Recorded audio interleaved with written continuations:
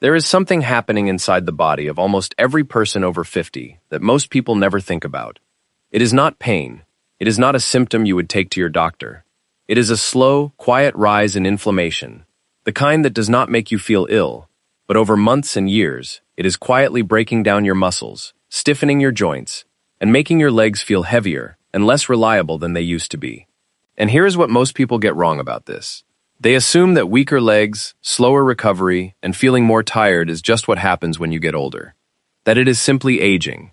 But increasingly, research is pointing to something more specific and more fixable than that. I am Dr. Alex, an emergency medicine doctor, and over the last 30 days, I ran an experiment on myself. I drank anti-inflammatory tea every single day, and I tracked what happened. Not just how I felt. I tracked blood markers. I tracked recovery. I tracked specific physical tests. And what I found changed how I think about this problem. In this video, I am going to take you through exactly what I did, what changed week by week, what the blood work showed at the end, and most importantly, what this actually means for you if you are over 50 and worried about losing strength, stability, or independence as you age. I am going to be honest about what worked, what did not, and what I would change if I did this again. Let's get into it. Before I explain the experiment, I need you to understand why I ran it in the first place. Because the reason most people lose muscle as they get older is not what they have been told. Most people think muscle loss is about not exercising enough or not eating enough protein. And those things matter, they genuinely do. But there is a third factor that rarely gets discussed, and in many people over 50, it is the most important one. It is called chronic low-grade inflammation. Now, when most people hear the word inflammation, they think of a swollen ankle or an infected cut. Something red, hot, painful, obvious. That is acute inflammation. Your immune system responds to damage, fixes it, and shuts down. That is healthy. That is your body doing its job. But there is another kind, a quieter kind. The kind where your immune system is not responding to an injury. It is just slightly activated, all the time, producing low levels of inflammatory signals day after day, week after week, year after year. Think of it this way. Acute inflammation is like a fire alarm going off because there is an actual fire. Your body sends the emergency response, puts out the fire, and everything calms down. Chronic low-grade inflammation is like a fire alarm that buzzes faintly, all day, every day, even though there is no fire. It is quiet enough that you do not evacuate the building. But the constant signal is exhausting the system, and over time, it starts causing real damage to things that were never on fire in the first place. Your muscles are one of the first casualties. Here is why. When inflammatory signals like interleukin-6 and TNF-alpha, essentially chemical messengers from your immune system, are elevated chronically, they interfere with something called muscle protein synthesis. That is the process by which your body builds and repairs muscle tissue every single day.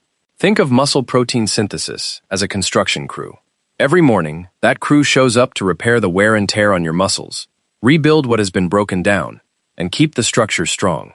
But chronic inflammation is like that crew trying to work inside a building that is full of smoke. They are still there. They are still trying, but they cannot work at full capacity. The environment is hostile, and over time, the building starts to deteriorate faster than it can be repaired.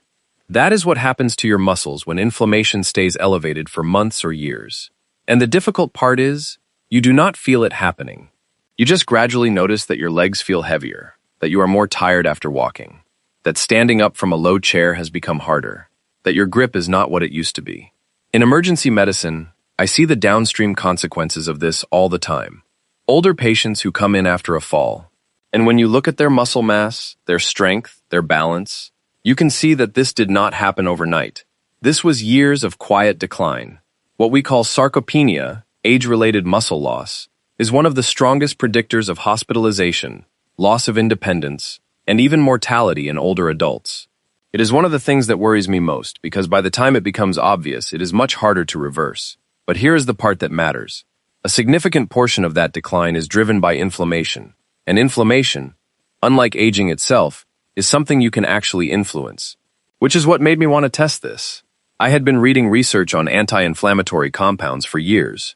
Curcumin from turmeric, gingerols from ginger root, catechins from green tea, particularly one called AGG.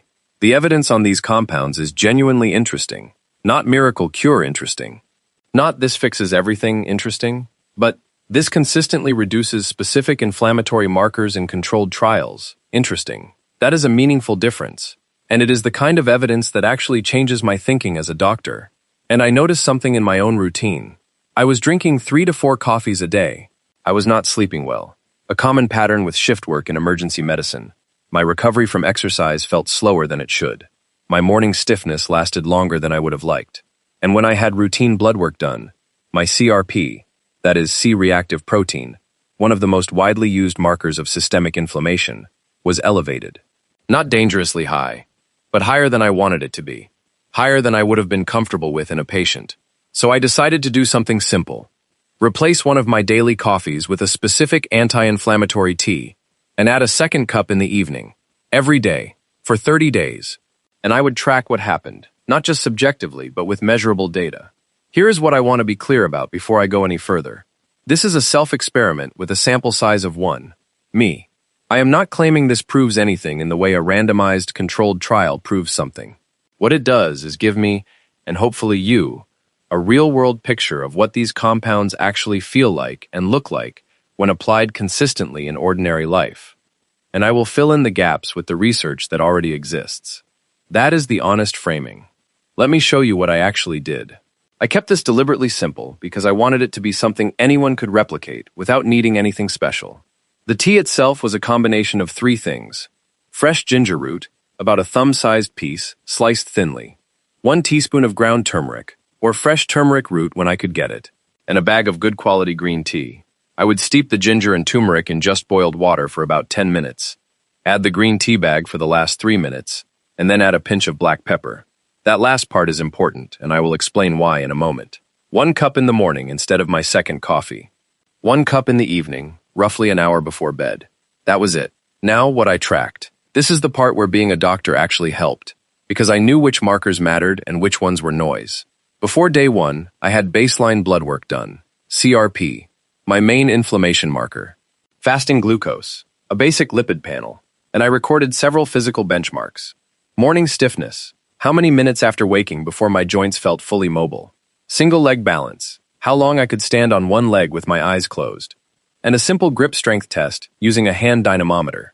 I also kept a daily log of subjective markers, energy levels, sleep quality, post-exercise soreness, and something I call afternoon crash severity, that dip in energy most people feel around 2 or 3 in the afternoon. The idea was to have a before and after picture that was both measurable and felt. Let me tell you about the black pepper, because this is one of the most commonly missed details and it genuinely changes whether this works or not. Curcumin, the active compound in turmeric that does most of the anti-inflammatory heavy lifting, is very poorly absorbed on its own. Your gut breaks most of it down before it ever reaches your bloodstream. You drink it, your body processes it, and almost none of it gets to where it needs to go. But piperine, a compound found in black pepper, has been shown to increase curcumin absorption by up to 2,000%. That is not a marginal effect. If you are drinking turmeric tea without black pepper, you are probably getting very little of the actual benefit. Just a pinch is enough, but it matters enormously. So, with all of that in place, let me take you through what happened, week by week. I will be honest, the first week was underwhelming.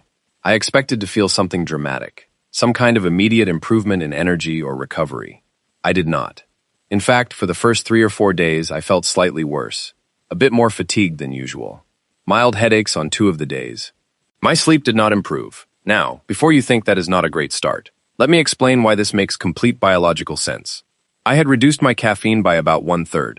1 less coffee per day might not sound like much, but caffeine is a stimulant that your body adjusts to. When you reduce it, even modestly, there is a short withdrawal period. Headache, tiredness, slightly lower mood.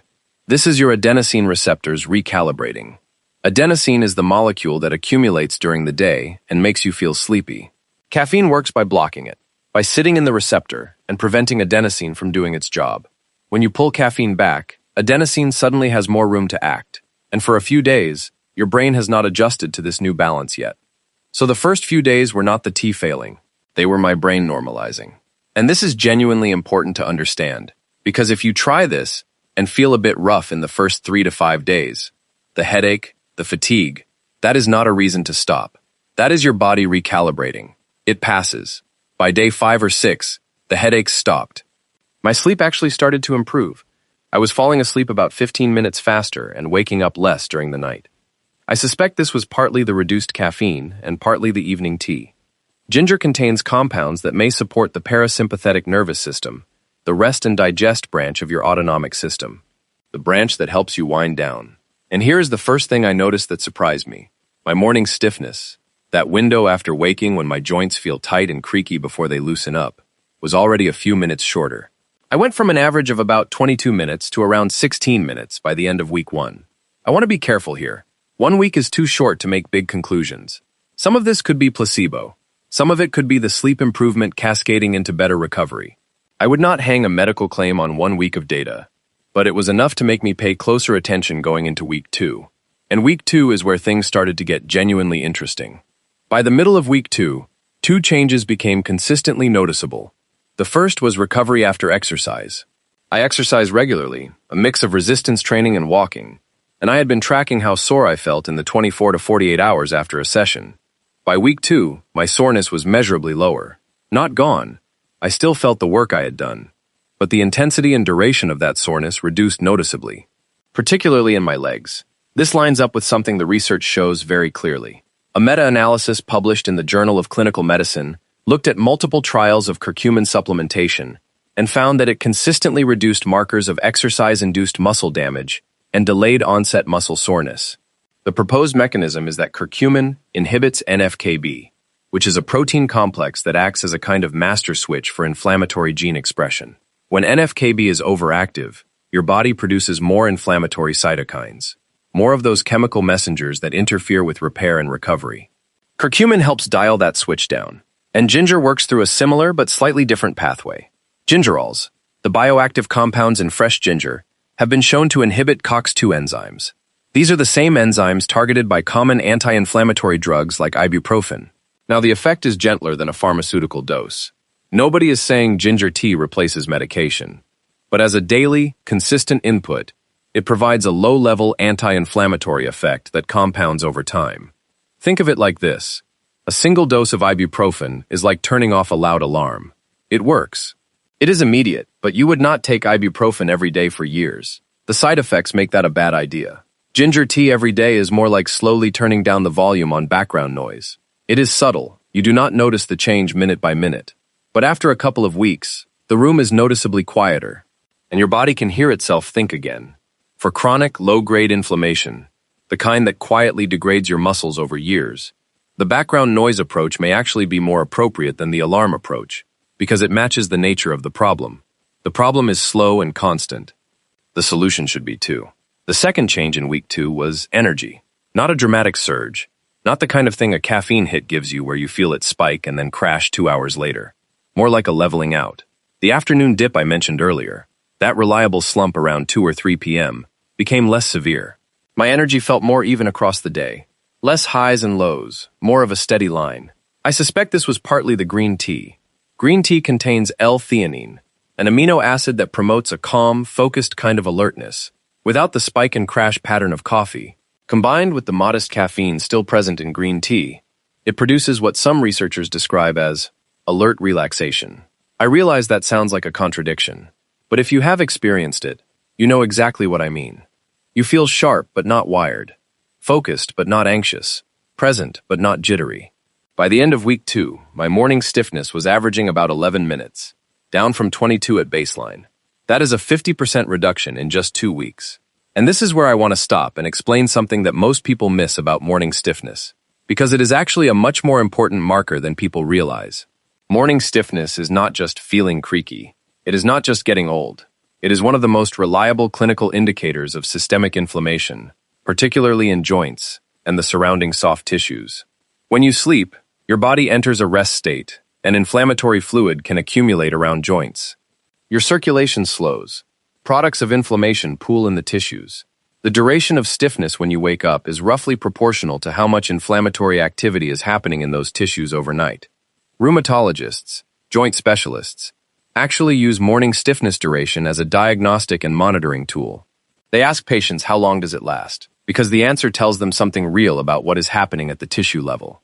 So when my stiffness halved in 2 weeks, that was not a cosmetic improvement. That was not just feeling better. That was a signal that something was genuinely shifting at the biological level, and it made me curious about what week 3 would show.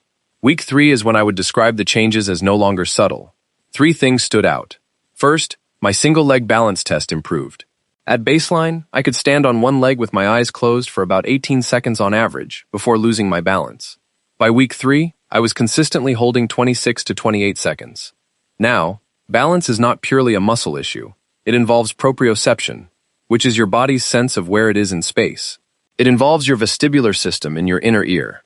It involves neuromuscular coordination, how quickly and accurately your muscles respond to signals from your nervous system. But inflammation affects all of those systems. Inflammatory cytokines can impair nerve signaling speed. Stiff, inflamed joints give worse proprioceptive feedback. They send noisier, less accurate signals. And muscle that is dealing with a chronic inflammatory load simply does not respond as quickly or as precisely. So the balance improvement made sense to me. It was not that my muscles had dramatically grown in 3 weeks. They had not. It was that the environment in which those muscles were working had improved. Going back to the metaphor from earlier, the smoke in the building was clearing, and the construction crew could finally do its job more effectively. Second, I noticed my legs felt different when walking. This one is harder to put a number on, but it was distinct. There was less heaviness, less drag, particularly going uphill or climbing stairs. It felt like my muscles were engaging more cleanly, with less resistance from the surrounding tissues. Like the machinery was running with less friction. And third, and this is the part I found most interesting from a medical standpoint, my grip strength improved by about 2.5 kilograms on the dynamometer. Now, grip strength might seem like a strange thing to get excited about, but it is one of the single most studied biomarkers of biological aging and overall mortality risk. A large study published in The Lancet followed nearly 140,000 adults across 17 countries and found that reduced grip strength was a stronger predictor of cardiovascular death than systolic blood pressure. Think about that for a moment. The strength of your hand grip, something you can test in 10 seconds, was more predictive of heart disease death than the blood pressure reading your doctor checks at every appointment. Your hand is essentially a window into the state of your entire musculoskeletal and vascular system. So a 2.5 kilogram improvement in grip strength over 3 weeks, while the absolute effect size is modest, was directionally very encouraging. It told me that whatever was changing inside my body was not just about how I felt. It was showing up in an objective physical measurement. But here is the part that matters. And I want to be genuinely honest about this, because I think honesty is more useful than impressiveness. Were these changes purely because of the tea? Or were they partly because of the better sleep? Or because I had reduced my caffeine? Or because the act of tracking and paying attention to my body every day made me more conscious of movement and recovery? The truthful answer is probably all of them, together, interacting. The reduced caffeine improved my sleep. Better sleep improved my recovery.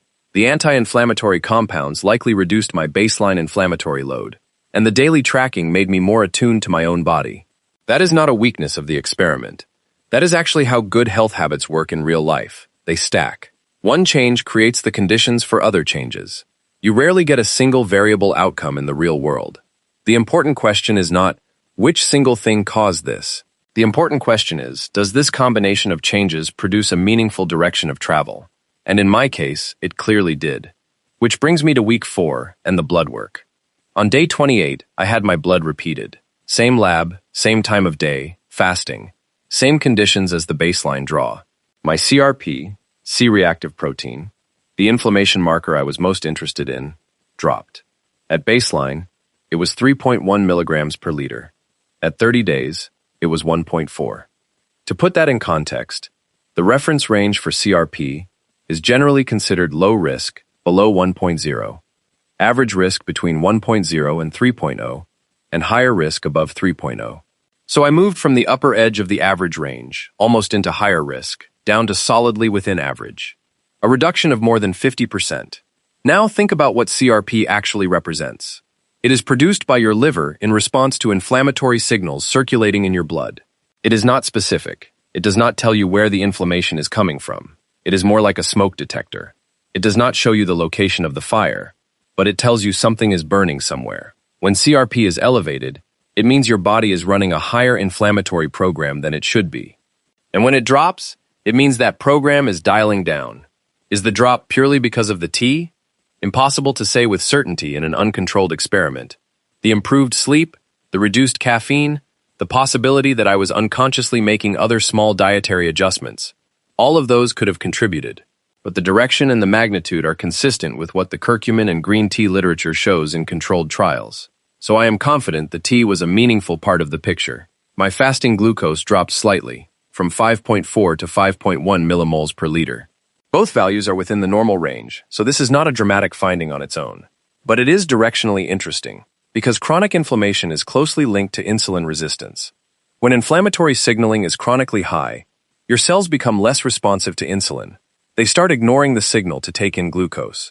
So a modest improvement in fasting glucose, alongside a drop in CRP, makes mechanistic sense. The two systems are connected.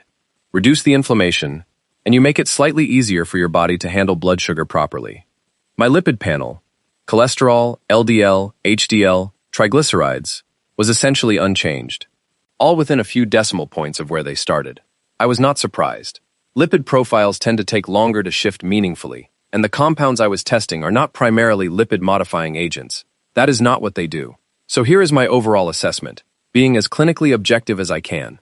The intervention, 2 cups of combined ginger, turmeric, green tea, and black pepper daily for 30 days, was associated with a meaningful reduction in CRP, a halving of morning stiffness duration, better subjective recovery from exercise, modest improvements in balance and grip strength, and improved sleep quality and energy stability throughout the day. The changes were not dramatic in isolation. None of them was miraculous. But they were consistent. They were measurable. They moved in the same direction. And they aligned with what the existing evidence base would predict. And I think that is the honest conclusion. This is not a cure for anything. This is not going to reverse years of muscle loss on its own. But it is a low-cost, low-risk, daily habit that appears to genuinely reduce the inflammatory load on your body. And if chronic inflammation is one of the main drivers of age-related muscle loss, which the evidence strongly suggests it is, then reducing that load is one of the most useful things you can do to protect your strength, your mobility, and your independence as you age. I want to pull back from the data for a moment and talk about what this experiment actually taught me.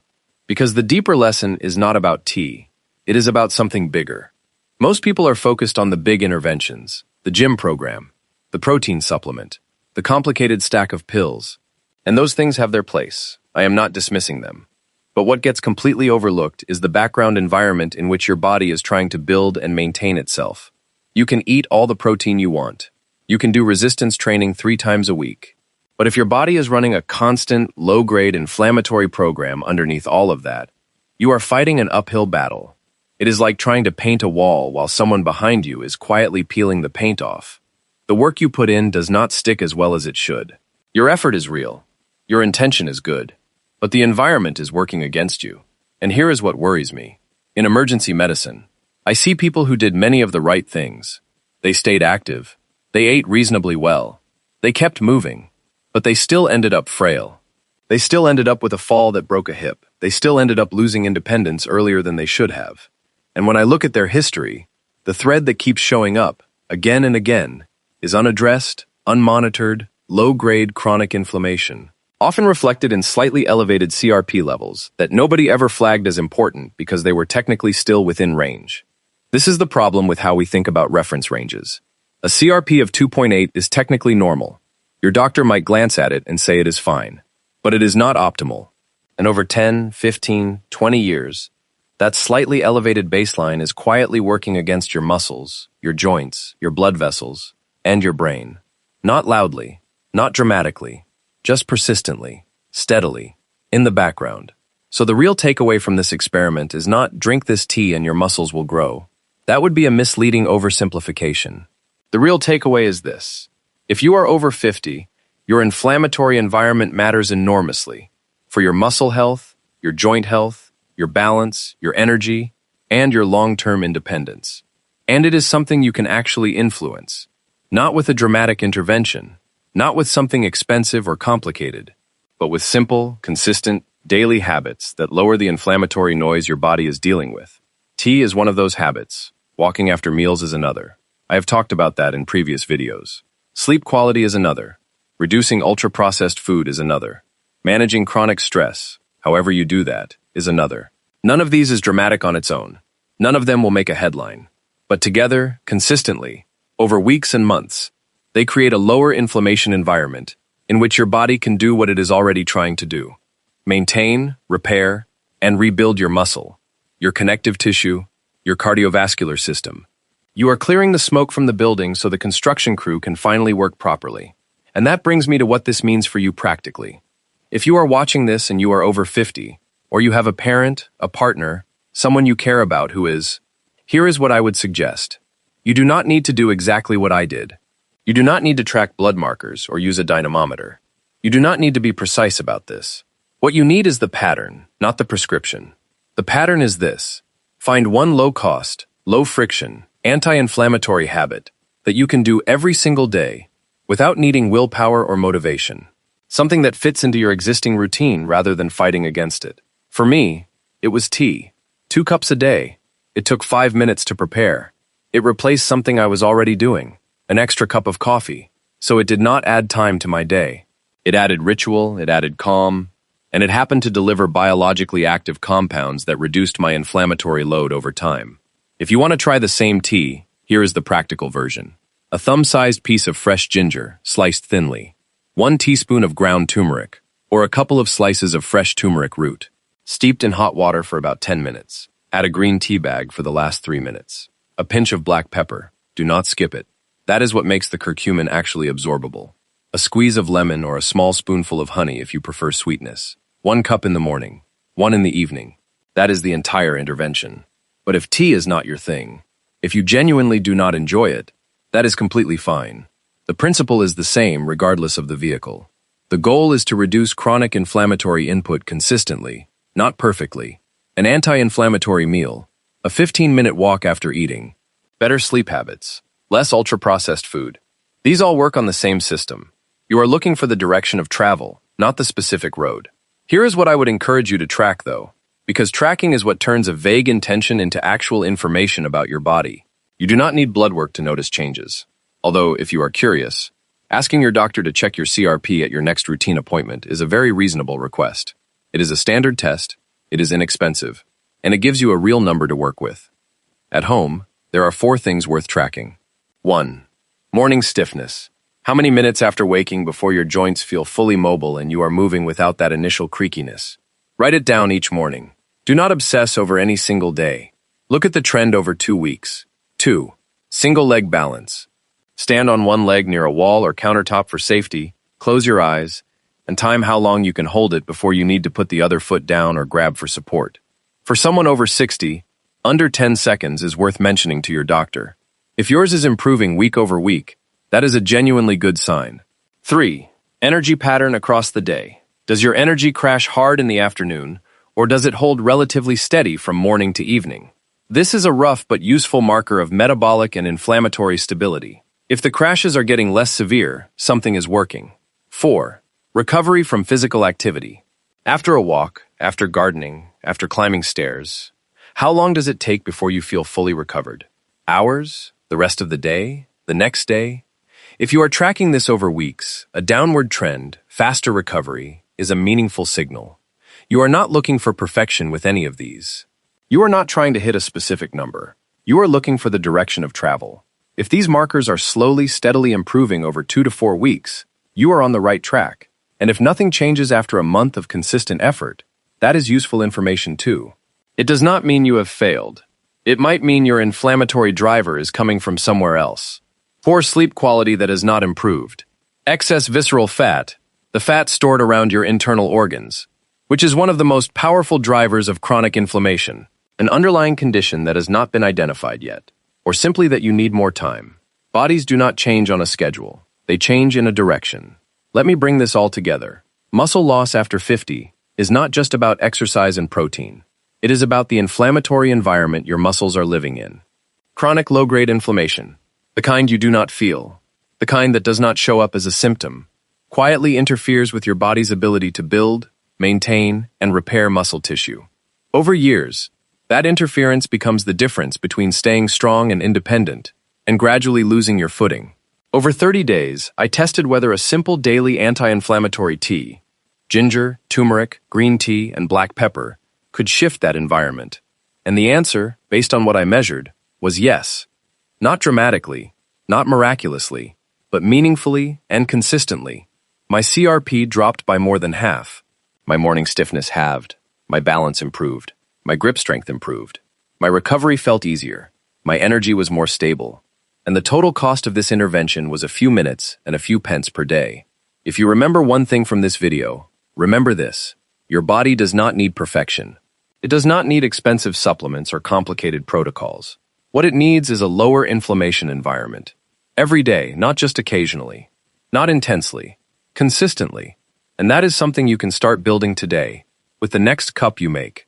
If you want to try this for yourself, I would suggest this. Do not commit to 30 days. Commit to 14. 2 weeks. 1 cup in the morning, 1 in the evening. Track your morning stiffness and your energy. Just those 2 things. See what you notice. That is the first useful step, and 14 days is enough to know whether you are heading in the right direction. If this was helpful, I have a lot more content on how small daily habits affect your biology over time. How walking, sleep, blood pressure, and blood sugar all connect to the same underlying systems. If you are not subscribed yet, this would be a good time, because what I am working on next builds directly on what we have talked about today. Look after yourself. I will see you in the next one.